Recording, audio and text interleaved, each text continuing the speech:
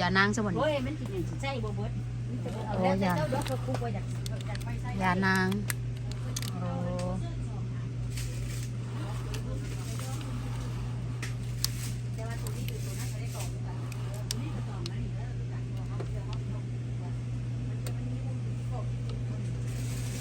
ได้เฮ็ดดิเฮ็ดเพาะเฮ็ดเพาะนี่แนวนี่บ่แนวใดนี่บ่เนี้ยนี่หนักมันหนักไปแซ่บอ่ะเอาไม่อ่อนมันอ่อนดีเนาะ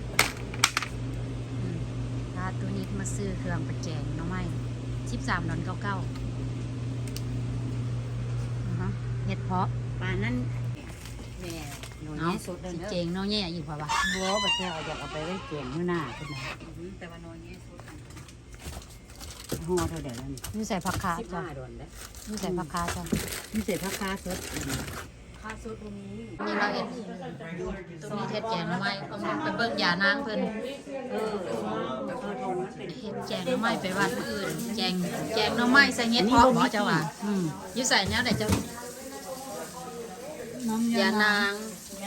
2 ถุงนี่บ่2 ขวด 3 ถุงอันนี้ก็ได้ต่อคือกันได้ตัวบวกตองแล้วมันบ่มีเพราะว่าใส่กระเบื่อนี่เพราะว่า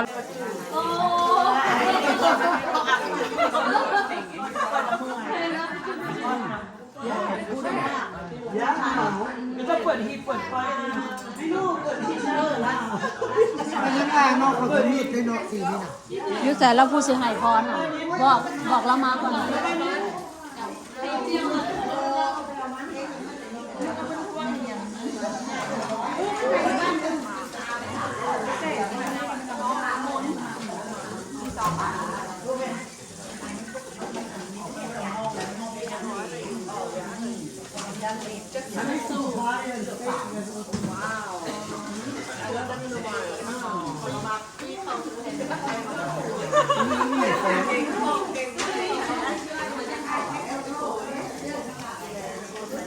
ไปให้พรพระเจ้าแดง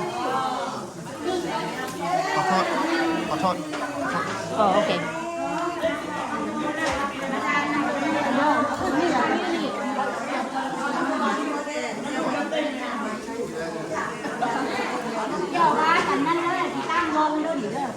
โหน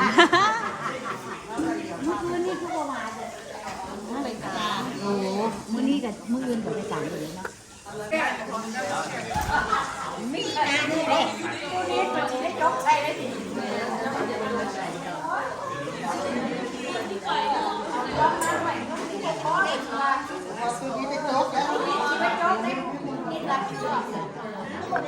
บ้านเดียวเด้อมาเด้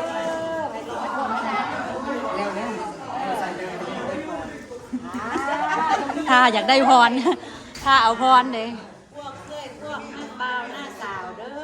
มาดาน้ำเจ้าเด้อเจ้าเป็นสวรรค์ชั้นฟ้าเด้อแล้วก็อวยพรให้เราแต่กระเจ้าหังกระเจ้าดีมาเจ้ามาเจ้าให้พรกระเจ้าเด้อบัดเด้อจะเดินมุงเฮืองเด้อพามาอยู่มากินมาทานน้ำลูกน้ำหลานคนไหนเด้อมาซา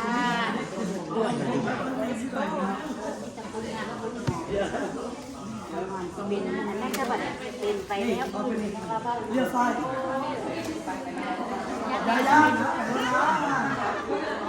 นั่งจ้ำอยู่นี่3 ชุดเลยไปกินข้าวกินน้ำชอบกินเด้อไปบ้านกินข้าวกินน้ำแล้วตั้งวงไปข้ามเพิ่นอยู่ว่าแล้วละบ่าให้พรแล้วละบ่าค่อยมาซ่า60พอเด้อเอาไปต้องเอาดอกโอ้ไอ้ป้าหนิวอ่ะ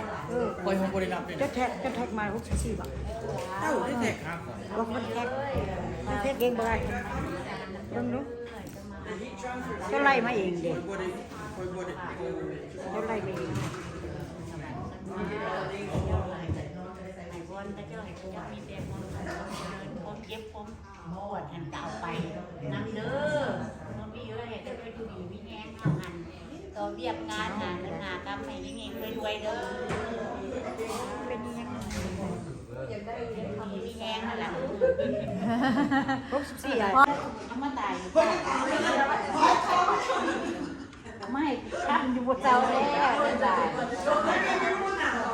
มันบน เ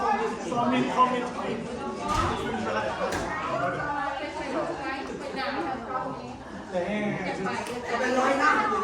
โอ้หนาวพิเศษเนี่ยแล้วมาเดือน5เปิดฮีทอีก เดือน5เปิดฮิต I love them no matter what. นี่นักโค้ดเราได้แบบอันนี้นักโค้ดเราได้แบบนี้ อาหาร It's like my brother. Yeah, I'll be sitting here. I am. It's my therapy. You can still come to the garage. You just gotta talk to me now. In fact, this kid gets to come out and see you. Because, you know, like, when I saw that kid, asking him if he want to go along with me. Yeah, you can tell me you were going.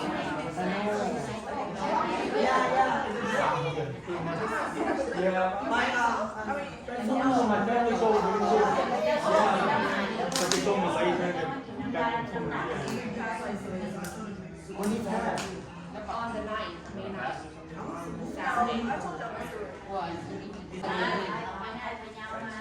I know. Wow. But at least you go happy though. But I know he loves it. I mean, he knows he's back, but yeah. What happened to him? It's a heart. See, your fault. You shouldn't have asked him to go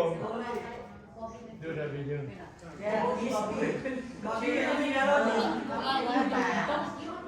ว่าภาษาเนี่ยนะว่าภาษาเนี่ย ว่าภาษาให้พรได้จ้ะ ว่าภาษาเนี่ยว่าให้ผู้นี้นะ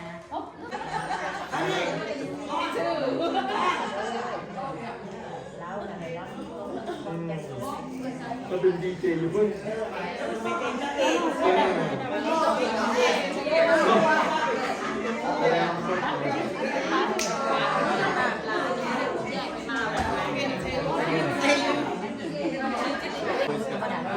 ต่อกันเด้อหน่อยหนึง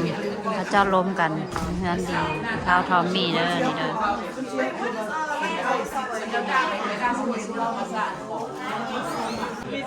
Well, I would probably be, Hello Hello I would probably be in that car too. อันนี้วงหนึ่งอันนี้ Give me the third. 2 วง 3 วงเด้อเจ้างานเฮือนดีเด้อนี่เด้อ Willing to see stuff, you know? เพนี้งานเฮือนดีก็ต้องลิ้นการพนัน So broke that. NOBI? No. ซุ้มกัน